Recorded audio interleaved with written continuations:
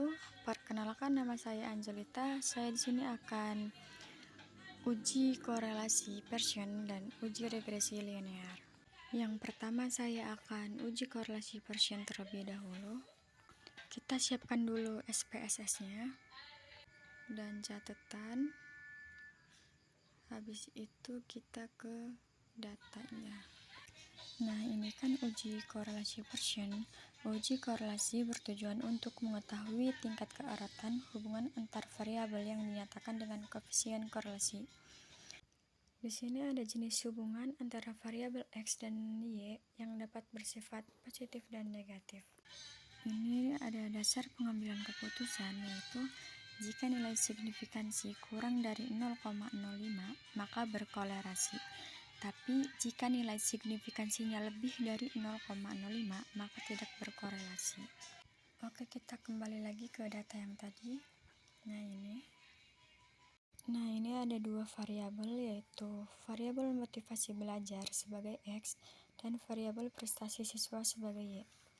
Nah, di sini ada 20 data keduanya. Dan habis itu kita pindahkan ke SPSS di data view.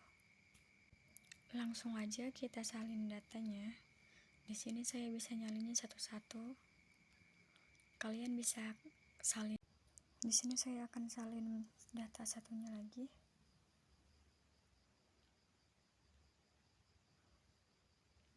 Dan seperti biasa di copy dan di paste di SPSS data view lagi. Nah, habis ini kita ke variabel view.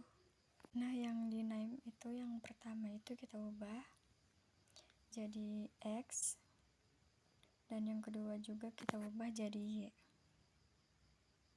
Yang desimal kita ubah menjadi 0, dan yang keduanya juga kita ubah menjadi 0 juga.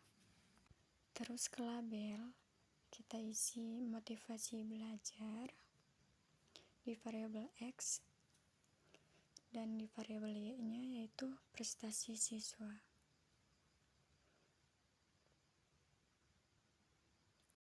Terus kita ke data view, ketik analyze, dan kita ke correlate dan bivariate. Nah, di sini kita masukkan dua-duanya ke variabel CTRLA dan kita pindahkan. Oke, di situ kan ada correlation coefficient. Kita Pearsonnya dicentangkan ya. Terus ketik oke. Nah, ini hasil datanya. Nah, dari sini kita bisa tahu hubungan, yaitu hubungannya bentuk positif atau bentuk negatif. Kita buka dulu yang catatan tadi. Nah, di dasar pengambilan keputusan itu, jika nilai signifikansinya kurang dari 0,05 maka berkorelasi, dan jika nilai signifikansinya lebih dari 0,05 maka tidak berkorelasi. Kita kembali lagi ke data hasil tadi. Nah, ini di data motivasi belajar itu signifikansinya 0,000, dan di data prestasi siswa juga signifikansinya 0,000. Nah, berarti di kedua variabel ini ada hubungan, atau bisa kita katakan yaitu berkorelasi. Dari tabel ini kita bisa mengetahui Pearson correlation-nya atau nilai korelasinya, yaitu motivasi belajar 0,930 dan prestasi siswanya juga sama 0,930. Dan bentuk hubungan dari kedua variabel tersebut itu adalah positif, karena di situ di Pearson correlation itu 0,930, tidak ada negatifnya, berarti positif. Nah, sekarang kita cek ke pedoman derajat hubungan. 0,90 itu termasuk dalam hubungan yang seperti apa? Nah, bisa kita lihat dari sini 0,930 itu termasuk di dalam 0,81 sampai dengan 1,00, berarti berkorelasi sempurna. Kita balik lagi ke hasil data yang tadi, lalu kita copy dan pindahkan ke Word. Kita tempelkan. Jadi, kesimpulannya adalah dari data yang telah diolah, didapat nilai signifikansinya sebesar 0,000, yang mana hal tersebut menunjukkan bahwa variabel X dan variabel Y berkorelasi. Dan diketahui nilai Pearson correlation-nya sebesar 0,930 yang menunjukkan bahwa derajat hubungan antara variabel X dan Y berkorelasi sempurna dengan bentuk hubungannya yang positif. Kita langsung aja yang kedua sekarang, uji regresi linear, yaitu suatu mode statistik yang berupa memodelkan hubungan antara dua perubahan acak nilai data di mana satu perubahan acak memengaruhi perubahan acak yang lainnya.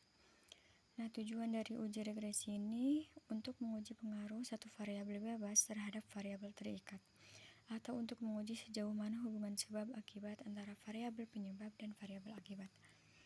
Nah, di sini ada syarat uji regresi linear sederhana, yaitu valid dan reliable dan normal dan linear. Dan di sini ada dasar pengambilan keputusan, yaitu jika nilai signifikansinya kurang dari 0,05, artinya variabel X berpengaruh terhadap variabel Y. Tapi jika nilai signifikansinya lebih dari 0,05, artinya variabel X tidak berpengaruh terhadap variabel Y. Oke, kita langsung saja.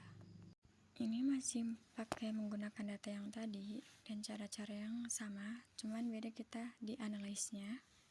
Dan di data view-nya juga masih sama ya. Kita kembali lagi ke data view. Ketik analyze, regression, setelah itu linear. Nah, untuk variabel X kita taruh di independent, dan untuk variabel Y-nya itu kita taruh di dependent. Setelah ini langsung klik OK aja. Nah, keluar data tampilan seperti ini.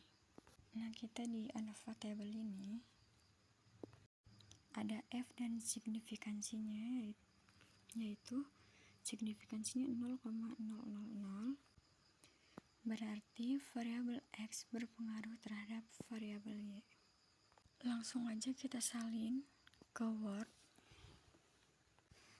Jadi, dari output tersebut diketahui bahwa nilai F hitung sama dengan 115,686 dengan tingkat signifikansinya sebesar 0,000 kurang dari 0,05. Maka model regensi dapat dipakai untuk memprediksi variabel partisipasi, atau dengan kata lain ada pengaruh variabel motivasi belajar terhadap prestasi siswa. Dan sekarang yaitu model summary. Langsung aja kita copy dan ditempelkan di Word.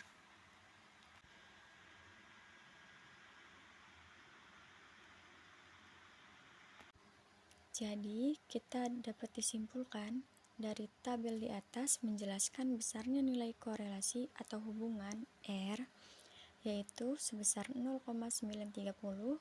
Dari output tersebut diperoleh koefisien determinasi R² sebesar 0,858 yang mengandung pengertian bahwa pengaruh variabel bebas motivasi belajar terhadap variabel terikat prestasi belajar adalah sebesar 86,5%.